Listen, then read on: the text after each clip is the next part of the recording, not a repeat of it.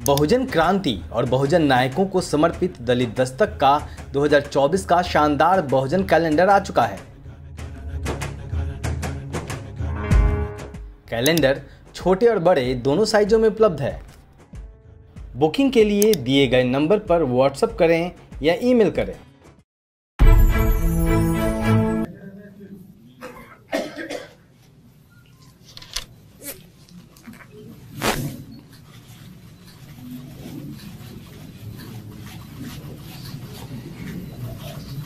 मायावती जी देश के तत्कालीन प्रधानमंत्री। पहले ये काम तो हो जाने दो।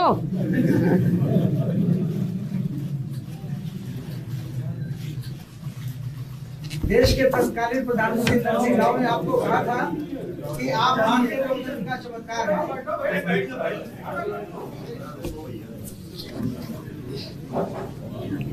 आपको किताब से नफरत है क्या? दोनों आप पकड़ लीजिए।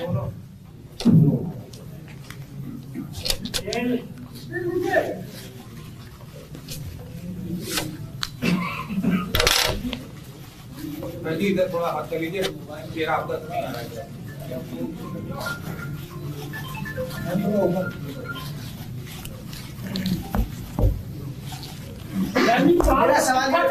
अरे मेरी बात तो खत्म कर लें दो पहले।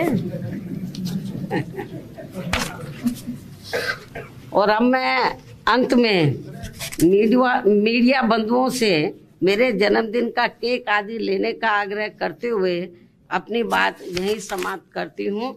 यदि आपके कुछ सवाल हैं तो आप पूछ सकते हैं, वरना मैं आपसे यही रजा लेती हूँ। धन्यवाद। जय भीम व जय भारत। अमेरिका में जन समुदाय के सामने कहा था आप। हाँ भाई,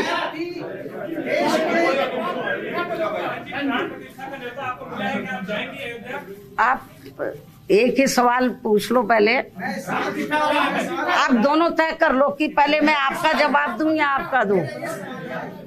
प्रधानमंत्री नरसिंह राव ने अमेरिका में भारतीय समुदाय के सामने कहा था कि मायावती देश के लोकतंत्र का चमत्कार है, और देश ने उस समय स्वीकार किया था कि मायावती देश की प्रधानमंत्री पद की दावेदार बन चुकी है। आज आपका दावा क्या है? उनकी सोच का मैं स्वागत करती हूँ। आपने ये सवाल पूछा कि आपको राम मंदिर से निर्माण से संबंधित जो कंप्लीट लगभग होने के लिए जा रहा है, उससे संबंधित जो प्रोग्राम इस महीने 22 जनवरी को होने के लिए जा रहा है, तो उसके संबंध में आपने ये सवाल पूछा है कि क्या आपको इसका निमंत्रण मिला है। यही आपका सवाल है। तो मैं आपको ये बताना चाहती हूँ कि मुझे इसका निमंत्रण मिला है। तो और अभी इसका मैंने वहाँ जाने का अभी कोई फैसला नहीं लिया है, क्योंकि अभी मैं अपने पार्टी के काम में बहुत व्यस्त हूँ। लेकिन अयोध्या में 22 जनवरी को राम मंदिर को लेकर जो भी कार्यक्रम होने के लिए जा रहा है, उसका हमारी पार्टी को कोई भी ऐतराज नहीं है। उसका हम स्वागत करते हैं।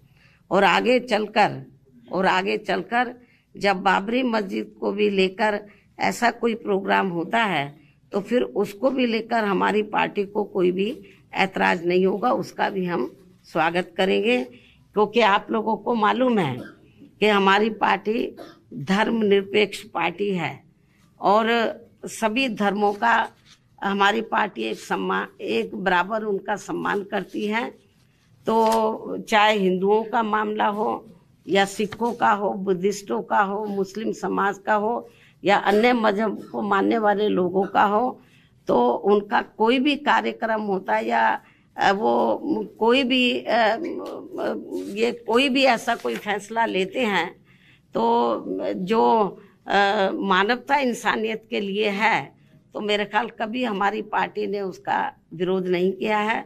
मैं फिर इसको रिपीट करती हूँ इस बात को कि बीएसपी ही देश में अकेली एक ऐसी पार्टी है जो धर्मनिरपेक्ष पार्टी है और सभी धर्मों का एक सम्मान एक बराबर हम सम्मान भी करते हैं।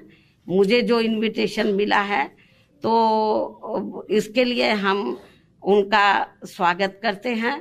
और मैं यदि ज़्यादा व्यस्त नहीं रही क्योंकि और भी पार्टी के काम है तो मैं ज़रूर, अभी मैंने कोई इस मामले में अभी कोई डिसीजन नहीं लिया है, अभी तो कई दिन पड़े हुए हैं।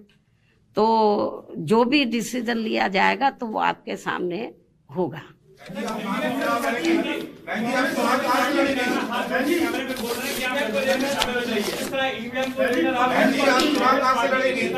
हाथ जोड़ के बोल रहे हैं कि आप गठबंधन में शामिल हो जाइए, क्या कांग्रेस पार्टी ने आपको औपचारिक कुछ निमंत्रण दिया है कि आप शामिल होइए प्लीज? नहीं, क्या कहना चाहते हैं? कांग्रेस पार्टी के जो नेता है, पूर्व नेता है, मौजूदा नेता है, वो सब कैमरे के सामने हाथ जोड़ के बोल रहे हैं कि बहन जी आप हमारे गठबंधन में शामिल हो जाइए। तो क्या कोई औपचारिक बातचीत हुई आपसे? मेरे ख्याल आपको ज्यादा मालूम होगा। अच्छा बहन जी, आप चुनाव कहां से लड़ेंगे? आप हमेशा अभी इलेक्शन अनाउंस नहीं हुआ है। आप हमेशा आपका रुख रहता है, इसको लेकर सड़कों पे कब उतरेंगे, कब तक इसका विरोध दर्ज करेंगे? जरूरी है सड़कों पे उतरना। काम करने के अपने तौर तरीके होते हैं, हर पार्टी के अपने तौर तरीके होते हैं। कांग्रेस का अपना तौर तरीका अलग है, बीजेपी का अपना है, हमारी पार्टी का अपना अलग तौर तरीका। हमारी पार्टी एक कैडर बेस्ड पार्टी है। शायद आपको मालूम नहीं है कि पूरे देश में इस समय हमारी पार्टी के छोटे छोटे कैडर कैंप चल रहे हैं, अकेले यूपी में नहीं, देश के अन्य राज्यों में भी। और बंद जगह पे वो कैडर कैंप होते हैं जिसमें पार्टी और मूवमेंट के बारे में उनको डिटेल में बताया जाता है। तो जरूरी नहीं है हम हाउ हल्ला करें जैसे दूसरी अपनी पार्टी के अपने अपने तौर तरीके हैं।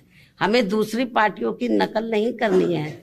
हमारा जो अपना एक सिस्टम है काम करने का, उसके हिसाब से हम लोग चलते हैं। ऑनलाइन ऐप भी आपने जारी किया है? ऑनलाइन ऐप जारी कर रहे हैं। अब ये तो चलता रहता है, अब ये आपके सामने आता रहेगा। हाँ हाल के चुनाव में मैडम, हाल के चुनाव में जो मत प्रतिशत था आपका भी दहाई से इकाई रह गया है, और ऐसी स्थिति में किस तरह से आपका ये मत प्रतिशत बढ़ेगा? राजनीति में उतार चढ़ाव आते रहते हैं। एक सवाल बहन जी और करना चाह रहा था कि ये कहा जा रहा है कि अगर गठबंधन बसपा नहीं करती है तो सारा फायदा जो है भाजपा को पहुंचेगा। अब कौन क्या सोच रहा है ये तो आप उन्हीं से पूछे, लेकिन मुझे तो ऐसा लगता है कि ये लोग जितना कांग्रेस बीजेपी वाले ये लोग चुनाव लड़ेंगे मजबूती से, तो आपको मालूम है कि इनका अपर कास्ट का वोट हमको मिलने वाला तो है नहीं, इनका बढ़ जाएगा, बीएसपी को फायदा भी हो सकता है।